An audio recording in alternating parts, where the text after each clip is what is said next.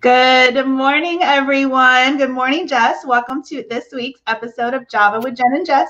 I am Jen. And I am Jess. And good morning, Jen. I feel like I haven't seen your face in just like a couple weeks. It's crazy. Well, it has been. I know. It has been. We had some technical difficulties last week. Tried to do the show live from Dallas last week, but couldn't quite figure out the Wi-Fi. And yeah. No worries. No worries. We're back. We're back and better. Yes, definitely. And the what is it? The distance makes the heart grow fonder kind of thing. So, hey. Did you miss me, in other words? I so did. Oh, I love it. Well, guys, we have a packed show for you today. Yes. With us later on is Laura Shipman, social media coach. So without further ado, we are just going to jump on in because we want to make sure we give Laura lots of time to give us some tips and tricks on social media. Jess, what is the tea? Well, I just spilled some tea actually on just kidding. Well, spill it for all of us. First spill of the day. Okay, so what the tea? Time to make some room in the binders for you collectors out there. Bernie Sanders is now getting a baseball card based on his fit at Wednesday's inauguration, and it's pretty amazing.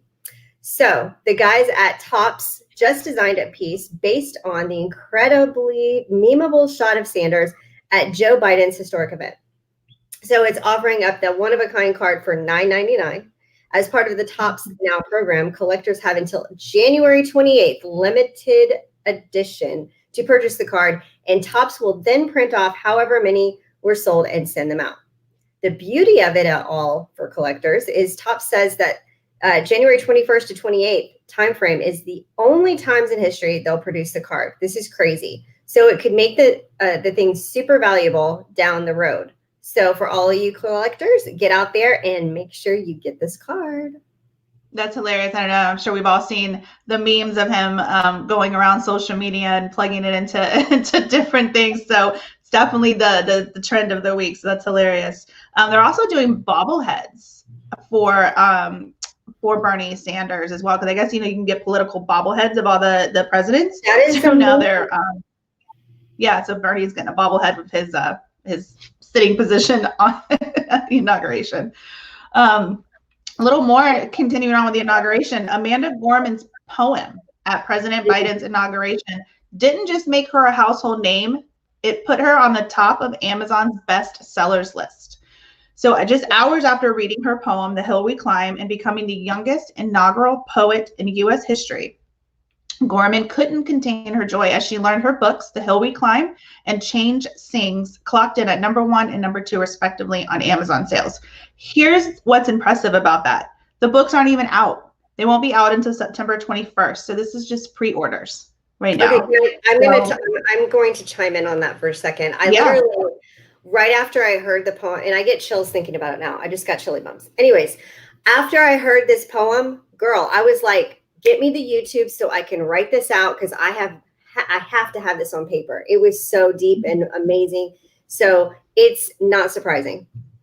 Yeah, for sure. So she's only 22 years old. She's an LA native and a Harvard grad. So she actually tweeted on a day for the history books at the Amanda Gordon, delivered a poem that more than met the moment. Young people like her are proof that there is always light if only we're brave enough to see it, if only we're brave enough to be it.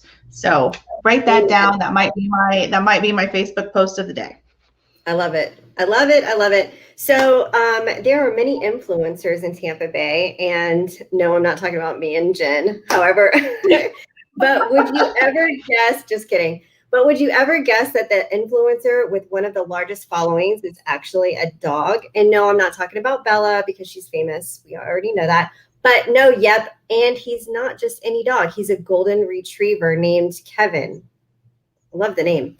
Okay, so Kevin, which is a handle on Instagram at golden named Kevin, is one of the most popular influencers in town, with over, get this, 330,000 Instagram followers, 1.1 million followers on TikTok, 28,000 followers on Facebook, and 11.8 thousand on Twitter. What? Wow. So, Kevin, can I borrow a few? Yeah. Well, when I saw that you were talking about this, I had to look up Kevin's Instagram, and the soundtrack that they put for all his videos is awesome. And there's even one just to Kevin and his booty. Yes, I shook my booty in my chair as I said that. That's amazing. Okay, so what's going on this weekend? Gorgeous weather. What's happening? Yeah, so aside from the Bucks taking on the Packers this weekend, which I know I'm going to be watching. Sunday at 3. Bucks, Sunday at 3. So yep. I know I will be watching and cheering for my team in hopes that we can make it to the Super Bowl in our hometown. How awesome would that be? But besides that, there's also, if you want to head out to Sarasota, if you like burgers and brews, going on for the 2 days this weekend, local breweries and burger vendors will be competing for the best beer and burger. The event will have a carnival, live music, local businesses and crafters, and friendly competitions. We hope your taste buds are ready to determine which beer is the freshest and which burger is the tastiest, they say. Did I say tastiest? Tastiest. You know what I meant. January 23rd and 24th, 12 to 6 at the mall at University Town Center. So that sounds fun. Not a beer drinker, but definitely love some burgers. Yes, and they sounds delicious. So what's going on in local real estate? Anything crazy? We got the Strass Center. So everybody knows Strass Center for Performing Arts. Yes. They are working on an $80 million master plan to renovate. The center's project is calling for expanded areas such as event and outdoor space and a public, this is a fun part, public rooftop terrace that will be open year-round with seating and a full bar. Nice. It would be the largest rooftop terrace in Hillsborough County, according to Strass Center president. So she also says, we've learned through our temporary closure how vital outdoor space was. Mm-hmm. So yes, we all want to hang out outside more now with everything going on. So I think that's awesome. Hopefully that gets approved, and that will be fun. And we have like the best weather in the world. So it seems like there always should have been more outside seating, but it's awesome that, COVID incited that. So that's, I guess. That's but it's great that, we can have year round outdoor areas, after traveling, and stuff, all these places like, oh no, we're closed for the winter. I'm like, what's a winter? Yeah, exactly. So really exciting stuff here. One of the very last truly vacant pieces of land, which we all know how land is scarce these days, along with inventory as well, on the Gulf of Mexico and Indian Shores Beach has sold to a New York buyer in an all-cash transaction. Does not surprise me at all. The two lots at 19,004 and 19,006 Gulf Boulevard, which total just under half an acre, were sold to Poughkeepsie-based Roosevelt Road Holdings LLC for $2.63 million on December 30th. That's a nice closing transaction for the year. Said Nancy Sirac, senior land advisor and managing broker for Land Advisors Organization Tampa Bay. So the property has 100 feet of beach frontage. Beach frontage. It's not a teardown, she said. And this is 2 huge vacant lots. So it's really, really incredible. Yeah, I wonder what their plans are. Maybe residential, or build themselves a nice little house. Well, the buyer's plans aren't known, Sirac said, but the property can accommodate a single family home or a small multifamily development with 4 to 6 units. So I don't know, pretty impressive. Well, if they build a triplex or a quad out there, I will rent one for sure. Be right on the beach. Like, yeah. Yeah, absolutely. No question. So I am so excited about this next segment. We are going to be introducing to everybody out there the Laura Shipman. She is a social media manager and coach. And if anyone has not followed her, you are missing out. She has all types of really valuable information. And if you can't make it on social media to look at her page, you can definitely catch her at any time on her podcast, The Laura Shipman Show. So welcome. Thank you. Thank you for that nice introduction and for having me here on the show. I'm really excited to be here. You guys are so much fun. You just see us in person. I bet after this pandemic is over, that's what we're doing. We're going to get together in person. Yes. Absolutely. Absolutely. Laura, welcome. Tell us, go ahead and give us a little bit about you and your background. Yeah, sure. So I grew up working in corporate retail, but then I transitioned over to digital marketing, and I've been doing that since 2007. And I kind of hit that or made that decision at the right time because it was just as social media started to emerge. And so I kind of grew up right alongside with social media, and which was a really good thing because I can't imagine what it would be like for a business owner today to decide to dip their foot into the pool of social media and try and make it work. Because, like I was telling you earlier, it's like a fire hose of information just coming at you at such a fast pace. You don't know which way to turn, what's working, all the what's an algorithm, how do I get followers, how do I get engagement, all of these things. And I can't even imagine what it would be like to do that. So what I try and do is take a no nonsense approach to social media. Don't fluff it up with a bunch of stuff and just give people the facts of things that they can do today to make a difference or transformation in their social media so they're not struggling. I think there's one thing that just frustrates me more than anything. It's the people who talk too much about it, but don't ever give you any sort of actionable points. And that's like a really big pet peeve of mine. So if you've ever listened to my podcast, you know that I just get right down to the nitty gritty. I don't like to do a big warm up. I just jump in. So love it. Direct to the point. Let's go. Yeah. Okay. I wanted to ask you, as far as I noticed on your page, you give some really nice tips on organizing social media. How do you do that? Oh, I'm glad you asked that question because I think a lot of people struggle with this and they end up just posting on the fly, and it tends to be content that's not very valuable to the audience who's out there. So what I like to do, and I'm actually getting ready to do a piece on this in February, is take the month and look at the month and give the month maybe an overall theme. So let's use February. It's a perfect month for this. Give it the theme of love and just leave it there. And then if you look at a calendar, you've got 4 weeks in February.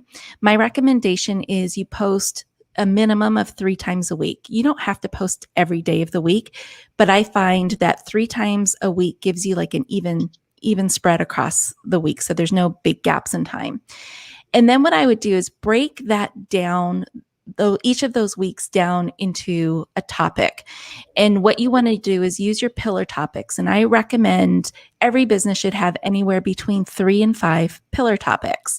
So what is a pillar topic? A pillar topic would be something that you really want to be known for.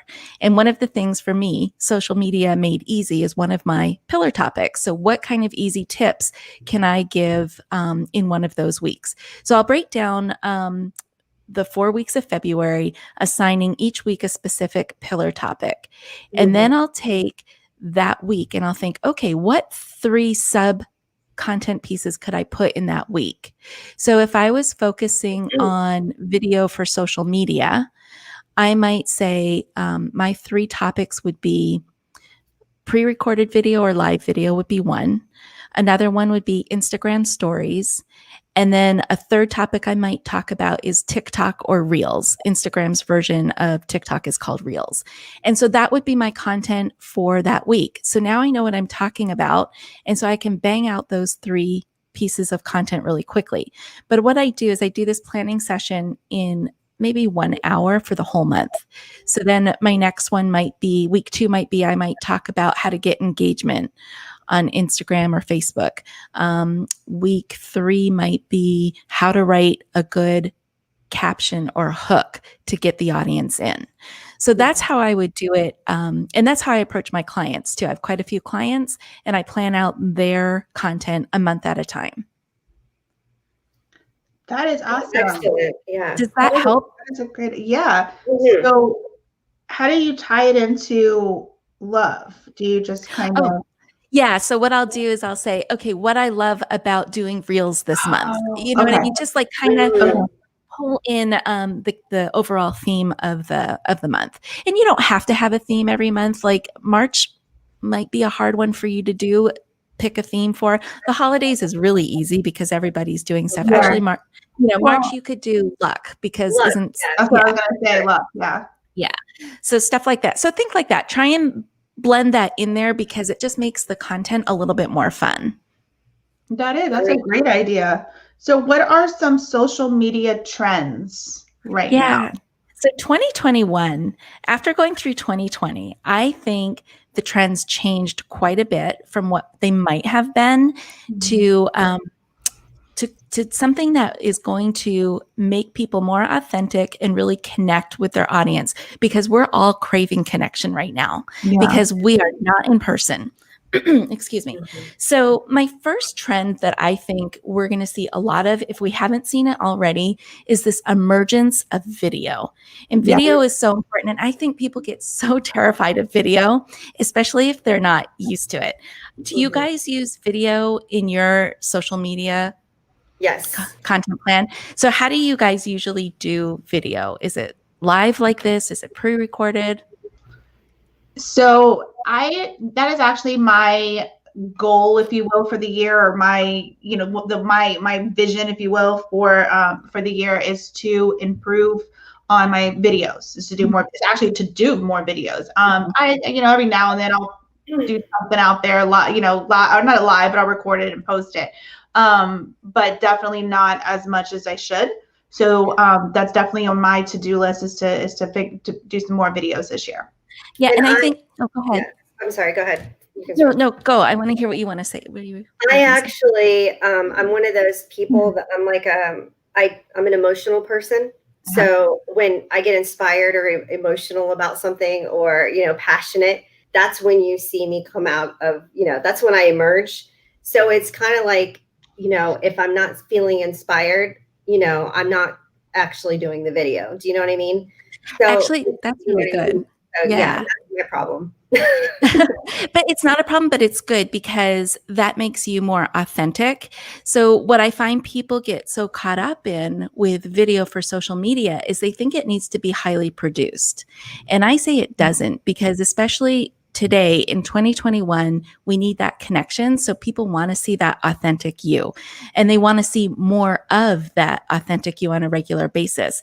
So I always tell people, strive for like 3 minutes of video. Don't think that you have to get in front of a camera for 30 minutes to an hour and really do something of high production. People really want to see you in that authentic mode of yourself, because then they can connect with you. They can build that know, like, and trust.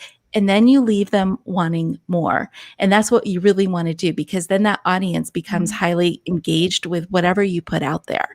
So the more you can do little spurts of video, the better. And I like to think in these terms when I do video, if I can think in terms of 3 and I can give really 3 powerful tips to my audience, and it doesn't take that much time to get that across, I'm winning. It's so easy to consume, and it's easy for them to take action on. So try not to get, wrapped up in production and how long the video needs. And a lot. So if we're going to get technical here with the algorithms of all the different social media platforms, they're really watching to see how many people are coming on to watch your video.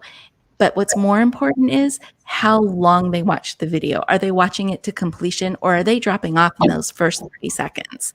If they're dropping off, that's a little bit of a red flag, because you need to change your content so it's more valuable to your audience. So again, that's why I think the short little bursts are more important, because it's easy to keep an audience engaged for 3 minutes versus 33 minutes. That is so helpful, because I feel like, we're wrapped up in thinking that to be valuable, we have to be robust in this long, segment of information. And I mean, I'm ADD by nature, but I literally scroll. It takes a lot for me to be, engaged sometimes. Yep. So, I mean, I represent a very big population in sales, right? Because most salespeople are ADD.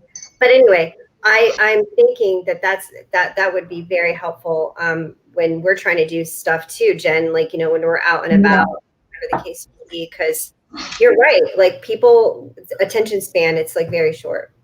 And Yeah. I also think if you approach it from a vlog style perspective, and if you don't know about vlogging and things like that, just go to YouTube and Google in vlog and you with a V as in Victor, and you'll see all these, episodes pop up and watch how these people do a vlog and try and not copy that style, find your own style. But again, it's like this unscripted way of relating to your audience, and that just wins every time with video, I think. That is such good information. And listen, you've been on how long, Jen? Like not even 10 minutes. And I feel like I know, I already put up a whole bunch of notes. class on social media. This is awesome. Good. Yeah, Well, sorry for flipping out on you guys. My battery was dying and I'm sitting here trying to, and then just watch it dwindling down. So sorry, I had to plug it in. Unprepared. no worries. But, and then I think like another huge trend that we're going to see in 2021, and we've already kind of seen it in 2020, it got really popular in 2020, is this emergence of stories. And so what's really interesting is Snapchat, even before 2020 was like the owner, the founder of stories, right? Yeah. And it got very popular and with good reason, because again, it's one of these short form pieces of content that people, it's easy to produce and it's easy to consume, and we all like easy, and it's that instant gratification. So Instagram took notice of this, right? And said, look how successful this is being on Snapchat. We have to adopt this. And I have to tell you, I think Instagram just stole all of those viewers from Snapchat and put it into Instagram. And then that translated over to Facebook. And now LinkedIn also has a stories platform. So if you aren't doing stories, like let's say you're not on Instagram, but your platforms are Facebook and LinkedIn, go ahead and embrace stories on those two platforms, because nobody's doing it there. So now all of a sudden you have this stage that you're not competing with anybody else on. And that's the name of the game when it comes to social media and getting followers and getting engagement. You want to be that early adopter of this, because you're doing something nobody else is doing, and people are going to follow you because of that, because you're different, you're interesting. And I just think stories are a great way to, let me back up for a second. Stories are super short form, meaning they could be anywhere from 10 to 15 to 30 seconds in length. And if you're afraid of doing video, my recommendation for you is start with stories first, because anybody can do anything for 10 seconds, and build up your confidence in front of the camera through these 10 to 15 second increments of just dropping value to your audience, and just pop in and pop out, and do it throughout the day. Don't feel like you have to only do it once. What you really should do is do it several times throughout the day and kind of document your day, document what's going on, because the way stories work for the most part is in a chronological order. So let's say you're watching a bunch of stories on Instagram, for example. I go ahead and I post my story, and then let 15 people behind me end up posting their story. As soon as my story is viewed by people, I kind of go to the back of the line until I post another story, then I bump up to the front of the line. And so if you can post, I know this is going to sound like a lot, if you can post 10 times a day, again, that sounds like a lot, but we're talking 10, 15 seconds. It's not a lot. If you're doing, 10 seconds times 10 times a day, that's what? 100 seconds, right? Yeah. Right? Yeah. So what is that? And like a little bit over a minute and a half. I mean, like it's nothing. So to get up there and just do that. And plus, like I said, it builds your confidence in front of the calendar or the camera. So I have a quick question. You're saying post at least 10 times a day on your story. What would you recommend, and do you have a recommendation for how many posts you should? I know you said 3 times a week minimum, but out of those 3 times, how many should be business versus personal? Great question. That's a great question. So when I was referring to 3 times a week, what I would suggest is those are 3 business posts a week. So I think a business should be visible 3 times a week. And then what you want to do is throw in some of your personality on the other days. So let's say your posting schedule is Monday, Wednesday, Friday, Tuesday, and those are your business posts. Tuesdays and Thursdays should maybe be something that shows a little bit of your personal personality. So maybe it's, maybe you share a quote on Tuesdays, or maybe you share your pets on Thursdays or something like that. Maybe you talk about coffee or wine because you love coffee or wine or something. Whatever it is that makes you, put those in on Tuesdays and Thursdays so you get like a really good mix of business and personal. Okay, I like that. Great advice. So we are coming close to our time, but I hate to end this because you've given so many great tips. Like I feel like we need next week's show just to be you. So tell us, do you have a coaching program? Can people reach out to you and get advice from you? Do you offer one-on-ones? What do you do? Yeah, actually, all of that. I love working with people one-on-one. So if they need help or they just need to figure out what their strategy is for social media, I can do that. I also do management. So if people are like, this is just too much for me, I can't handle creating that many pieces of content throughout a month, I can do that too. And I also will do, if organizations, like let's say there's a real estate brokerage out there and there's a bunch of agents, and I will do workshops for specific companies. Like I'll come in, well, obviously we'll do it online right now until the pandemic's over, and I'll put together a curriculum for as long as they want. If they want like a 4-week curriculum, a 6-month curriculum, I've done them all. So I'm really happy to do that for anybody who needs it. I would love to reach out to you and discuss something like that. So what's the best way for people to get in contact with you? They can get in contact with me through my email, which is just laurashipman@me.com. DM me on Instagram, on any of the socials. I don't mind. Just send me a DM. Even if you have a question, I just love talking to people. And then my website, there's a ton of resources there at laurashipman.com. And the key is spelling Laura, Lora. Otherwise, I don't pop up. I know my name's spelled wrong too. Well, not wrong per se, but my name's spelled differently. I only spell it with one N. So unique. Definitely. Yeah.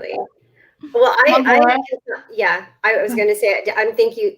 I'm so thankful that you came on to our show today. Thank you so much. It was a blast being here. And if you guys ever need me to come back, share some more tips, I'd be more than happy to. Yeah, we may have to just fit you into a segment every week. Okay. Sounds good. Social media tip of the week. Okay, that'd be fun. That would be a lot of fun, actually. We'll have to, let's go have drinks and let's discuss it. Yeah. Thank you so much, Laura. Have a fabulous weekend. Thank you. You too. Bye. Oh, that was amazing. She's awesome. I love her. Anybody watching, if you kind of caught the tail end, obviously the show replays on our page, but if you have any questions on what she said, I did take some notes. I think Jess did too. Reach out to us, either email or DM us as well. I'm happy to kind of go over what she said to everybody. So moving on, Jess, what is stirring up this weekend or in Tampa? Okay, this is pretty incredible. So buying local art is as easy as buying a bag of potato chips out of a vending machine. How so? Well, you can have your local art in a vending machine amongst other items. But these are popping up around Tampa Bay. So inspired by vending machines from around the world, Lucid Vending is a community-driven, artistic vending machine operation in Tampa Bay. They carry an ever-revolving supply of local sourced art, creative goods, engaging games, oddities, late-night essentials, and vintage stuff. You had me at... Late-night essentials? Yeah, you had me at essential. Yeah, exactly. It's like pretty amazing. I'm so excited about this. It says, quote, "Our vending machines are stylish and creative," says Lucid Vending. "Until COVID is over, we're supplying machines with hand sanitizer from St. Pete Distillery and mask from Mask Up St. Pete, a local nonprofit." I mean, it can't get any better than that. Here's the fun part. Listen up, business owners. If you're a local business and want a machine, there's no cost for you to get one. What? They pay you?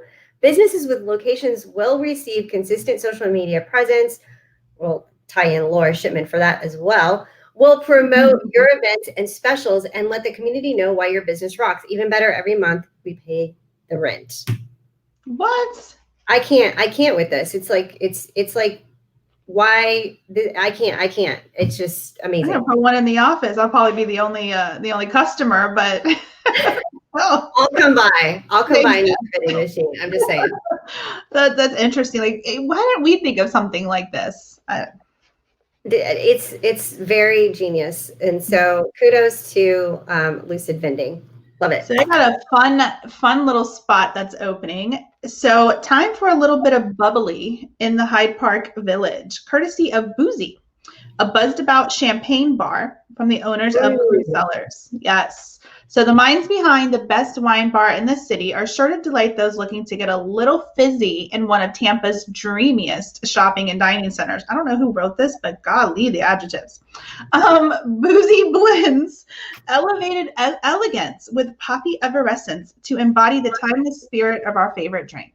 Our Fizz First menu features a thoughtfully curated selection of champagnes, pet nut, craft cocktails, and small plates. Whether you're a beginner or enthusiast, they're again. See, I have to go there just to learn how to pronounce their words. They're simulating trained bartenders will help you find and pop the perfect bottle so that you can toast tonight, any night. So, but an official opening date is still to be announced. So, yes, I see a lot of mimosas in my future, and bring on the Prosecco. Right. What?